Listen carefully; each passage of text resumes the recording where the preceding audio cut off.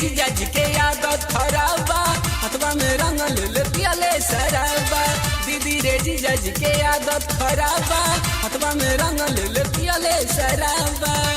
रंगवा डलले है बाटे, रंगवा डलले बाटे खोली के भितरिया।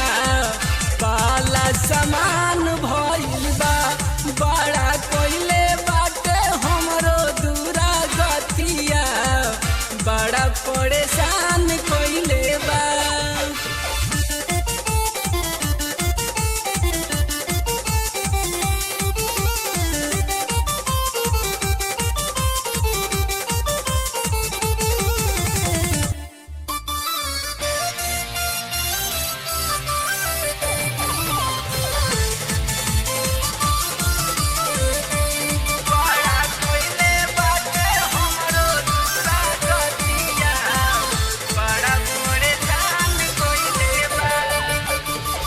चढ़ते फागुन उता करे वाला जोरी, लेके पिचकारी अपन हौवे में बोरी।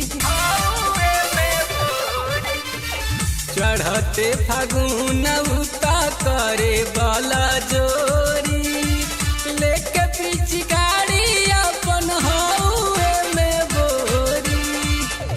हरदम रंगल चाहे, हरदम रंगल चाहे धके अकबरिया। बड़ा परेशान कइले बा, बड़ा कइले बाटे हमरो दूरा गतिया। बड़ी नुकसान कइले बा।